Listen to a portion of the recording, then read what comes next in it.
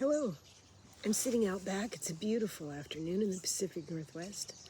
There are lots of birds around building nests. The sky is absolutely gorgeous. Beautiful clouds today, beautiful sun. The air is sweet. It rained a little last night. Can you hear the birds? Sometimes just sitting like this and listening can help you build a relationship with nature, the nature around you. And you can ask the spirits of place, for there are spirits of place everywhere. Here in the Pacific Northwest, Swinomish tribe. They also Nisqually, Puyallup, and Saxuado. Here the medicines of place are eagle and salmon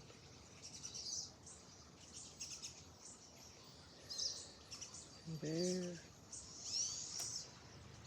and hummingbird.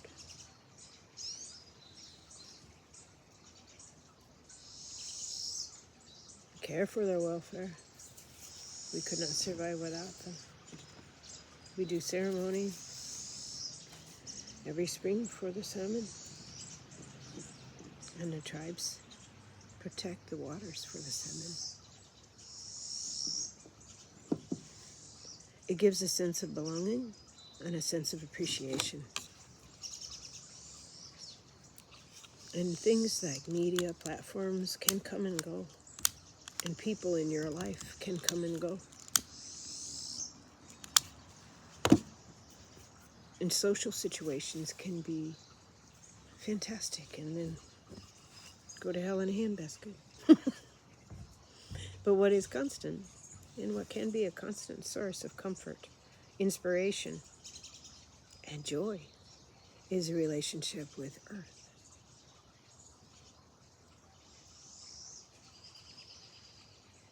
I think there is a great loneliness in the souls and spirits of people, especially here in the United States. There's a great loneliness.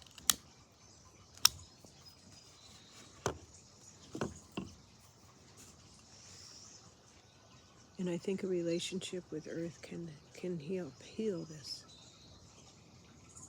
And you don't need anything special. It does not require burning sage.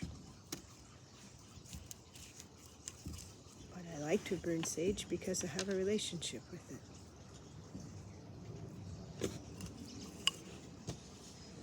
We say 100% divine white light in me. 100% divine white light around me to surround me. 100% divine white light through me, so I may share my gifts and inspire others. As we rise with Mother as she ascends. That almost sounds misleading, doesn't it? As we rise with Mother as she ascends, like we're going to destination. We're raising the vibration on a personal and therefore planetary level. And all of the inner work that we are doing helps the whole. It adds light, it adds sparkles, it adds light codes to the whole. Because we have light codes in us, and as we awaken, and as we clear, and forgive, and love more fully, and judge less, those are awakened. And as we awaken, it awakens the world around us, and the world responds, and Earth responds, and the air and the sky responds with light codes of their own. So we become part of the song. And we know and feel that our note is appreciated, no matter how goofy it is. Actually, the sillier, the better. I once felt Robin Williams near me, and he said, "Comedy is a clair with great love," and that was it.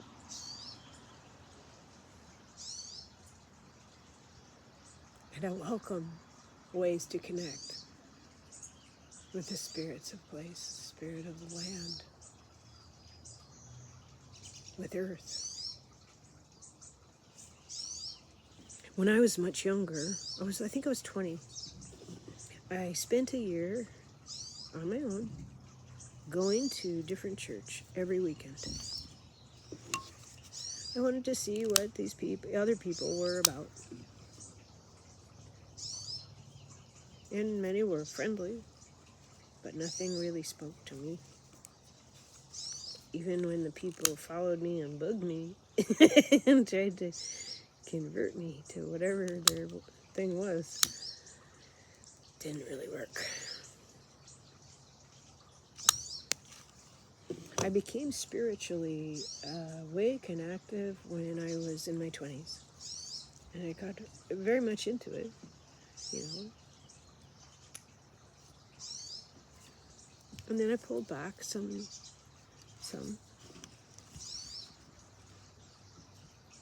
I saw a lot of people in ego rather than spirit. And, you know, I got into women's groups and prayer circles, I guess you could call them. When native speakers would speak, they asked me to burn the sage and go around to the crowd and welcome everyone and make them comfortable and sage the room, which I did until they made me stop. So I guess I was enthusiastic.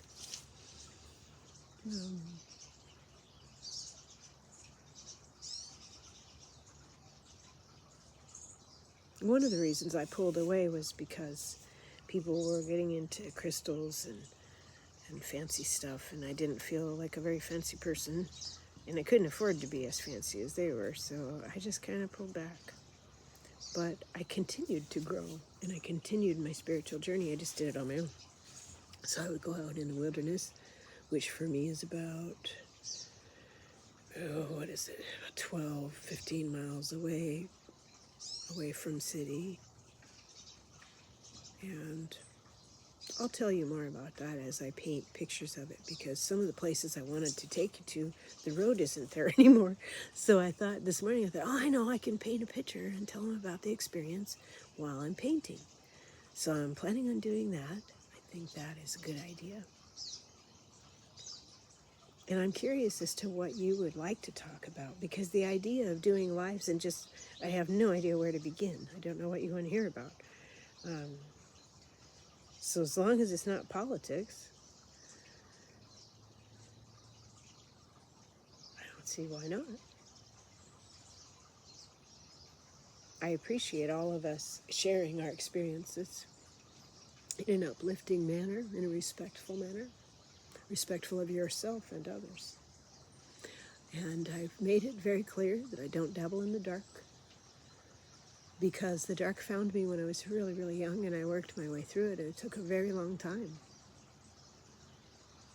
And I think that's what we're doing. You know, a lot of what we're forgiving and what's coming up for release from other walks and from this one, it's just coming up for release because we need the room for the light we're carrying. So there's no reason to feel rotten about it or feel bad or beat yourself up or anything. I mean, tears of release, tears are healing. Those are healing. And detaching as we let go so it doesn't come back around. Those 3 deep breaths, that's powerful in third, since we're in the physical dimension. So let's continue to do that, okay? And